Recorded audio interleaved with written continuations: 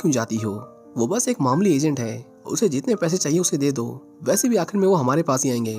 इसके बाद हम उसे एक हाई प्रोफाइल मीटिंग में देखते हैं, जहाँ चाइनीज माफिया उसकी कंपनी को खरीदने की डील करने आए होते हैं। उन्होंने कहा तुम्हारी कंपनी को पिछले साल $29 मिलियन का नुकसान हुआ है, हम भला ऐसी कंपनी को क्यों खरीदें जो पहले से कर्जे में है।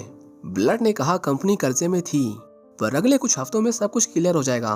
पता चलता है कि उसके परदादा ने जब ये कंपनी शुरू की थी तो वो अपने हर एजेंट को उनकी रिटायरमेंट पर उसकी वफादारी की कीमत अदा करते थे, या कहें कि एजेंट्स को रिटायरमेंट के पैसे दिया करते थे। लेकिन ब्लड ने जब दोबारा कॉन्ट्रैक्ट बनाया तो उसने उसके अंदर ऐसे बदलाव किए जिसके चलते अगर रिटायरमेंट से पहले किसी एजेंट को कुछ हो जाता है तो उसके सारे पैसे कंपनी के फंड में इकट्ठा हो जाएंगे। पिछले जितने भी एजेंट्स की मौत हुई उनके पीछे उसी का हाथ था। उसने उनके पैसे हड़प लिए जिससे वो अपना कर्जा चुका रहा था। खरीदारों ने कहा हमें गारंटी चाहिए कि तुम उन्हें एजेंट्स को मारकर सारा कर्जा चुका दोगे, तभी हम इस कंपनी को खरीदेंगे, नहीं तो नहीं। इसी बीच हम डंकन को देखते हैं जो किसी काम से रशिया जा रहा था। उसने अपने करियर में न जाने कितने मर्डर किए थे जिनका उसने जरा भी अफसोस नहीं किया, लेकिन एक मिशन की यादें किसी भयानक सपने की तरह उसे परेशान करती थी। रशिया में वो एक प्रोस्टिट्यूट से मिलता है और उसके साथ रात गुजारता है। जब दोनों इंटीमेट हो रहे थे तभी उसका बेटा कमरे में आ गया।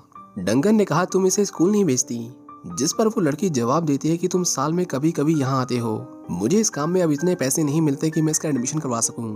उसने पूछा तुम 2 रात के कितने पैसे लेती हो, मेरे साथ चलो मैं तुम्हें अच्छे पैसे दूंगा।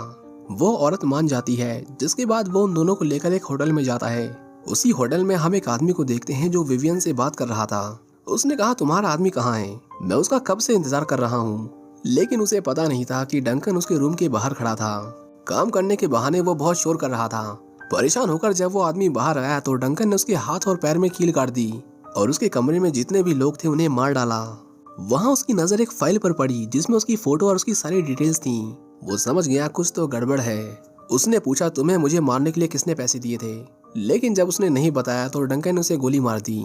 इसके बाद उसने विवियन को कॉल किया और कहा ठीक है मैं तुम्हारा काम करूंगा, जिसके बाद